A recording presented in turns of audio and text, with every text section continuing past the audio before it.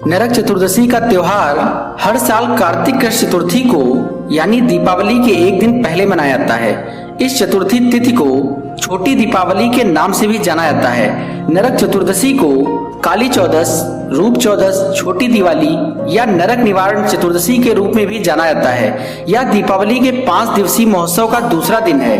इस दिन प्रातः काल स्नान करके यम तर्पण एवं शाम के समय दीप दान का बड़ा महत्व है। भगवान कृष्ण ने इस दिन 16,000 कन्याओं का उद्धार किया।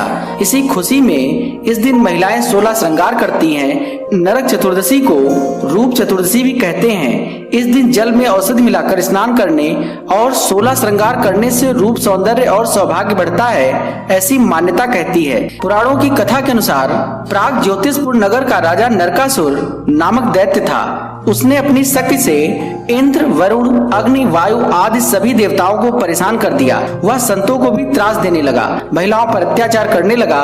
उसने संतों आदि की 16,000 स्त्रियों को भी बंदी बना लिया। जब उसका अत्याचार बहुत बढ़ गया तो देवता व ऋषि मुनि भगवान श्री कृष्ण की शरण में गए।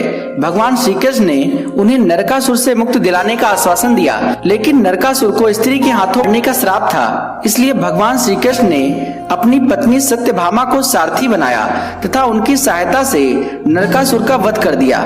इस प्रकार श्री कृष्ण ने कार्तिक मास के कृष्ण पक्ष की चतुर्दशी को नरकासुर का वध कर देवताओं व संतों को उसके आतंक से मुक्ति दिलाई। उसी की खुशी में दूसरे दिन अर्थात कार्तिक मास की अमावस्या को लोगों ने अपने घरों में दीप जलाए। तभी से नरक चतुर्दशी तथा दीपावली का त्योहार मनाया जाने लगा। नरक चतुर्दशी व्रत एवं पूजा विधि। नरक चतुर्दशी के दिन सूर्योदय से पूर्व उठकर तिल के तेल से मालिश करें। पानी में चिरचिटा अर्थात अपामार्ग या आंधी झाड़ा के पत्ते डालकर स्नान करें। स्नानादि के बाद विष्णु या कृष्ण मंदिर में जाकर भगवान के दर्शन कर पूजा की जाती है। ऐसा करने से पाप तो कटते हैं, साथ ही रूप सौंदर्य में भी वृद्धि होती है। इसलिए इसे रूप चतुर्दशी भी कहा जाता है। इस दिन यम देवता पाप से मुक्ति करते हैं, इसीलिए यम चतुर्दशी भी इस दिन को कहा जाता है। भगवान श्री कृष्ण ने 16,100 कन्याओं को मुक्ति करवाकर उनसे विवाह किया था, जिसके उपलक्ष्य में दियों की 12 सजाकर चतुर्दशी की अंधेरी रात को रोशन किया था। इस कारण से छोटी दिवाली भी कहा जाता है। स्नानोपरांत स्वच्छ वस्त्र धारण कर तिलक लगाकर दक्षिण दिशा में मुख कर तिल युक्त 3-3 जलांजल देनी चाहिए। इसे यम तर्पण कहा जाता है। इससे वर्ष भर के पाप नष्ट हो जाते हैं। इससे मनुष्य को यम लोक का दर्शन नहीं करना पड़ता।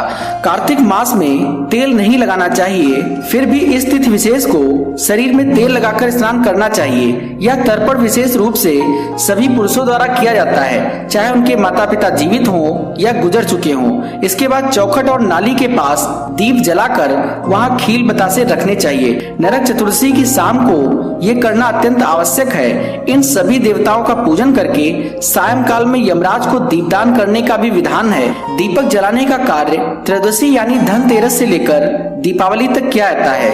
नरक निवृत्ति के लिए 4 बत्तियों वाला दीपक पूर्व दिशा में मुख करके घर के मुख्य द्वार पर रखना चाहिए। मंदिरों, रसोई घर, स्नान घर, देव वृक्षों के नीचे, नदियों के किनारे, चहारदीवारी, बगीचे, गौशाला आदि स्थान पर दीपक जलाना चाहिए। विधि विधान से पूजा करने वाले सभी पापों से मुक्त हो स्वर्ग को प्राप्त करते हैं। इस दिन के व्रत और पूजा के संदर्भ में एक कथा यह है। रंतदेव नामक एक पुण्यात्मा और धर्मात्मा राजा थे। उन्होंने अनजाने में भी कोई पाप नहीं किया था, लेकिन जब मृत्यु का समय आया तो उनके समक्ष यमदूत आकर खड़े हो गए। यमदूत को सामने देख राजा अचंभित हुए और बोले, मैंने तो कभी कोई पाप कर्म नहीं किया, फिर आप लोग मुझे लेने क्यों आए हो? क्योंकि आपके यहाँ आने का मतलब है कि मुझे नरक जाना होगा। आप मुझ पर कृपा करें और बताएं कि मेरे किस अपराध के कारण मुझे नरक जाना पड़ रहा है। यह सुनकर यमदूत ने कहा कि हे राजन, एक बार आपके द्वार से एक ब्राह्मण भूखा लौट गया था। यह उसी पाप कर्म का फल है। इसके बाद राजा ने यमदूत से 1 वर्ष समय मांगा। तब यमदूतों ने राजा को 1 वर्ष की मोहलत दे दी। राजा अपनी परेशानी लेकर ऋषियों के पास गए और उन्हें अपनी सारी कहानी सुनाकर उनसे इस पाप से मुक्ति का उपाय पूछा।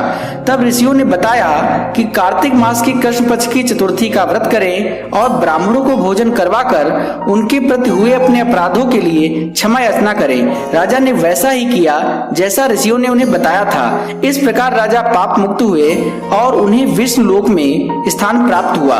उस दिन से पाप और नरक से मुक्त हेतु भूलोक में कार्तिक चतुर्दशी के दिन का व्रत प्रचलित है।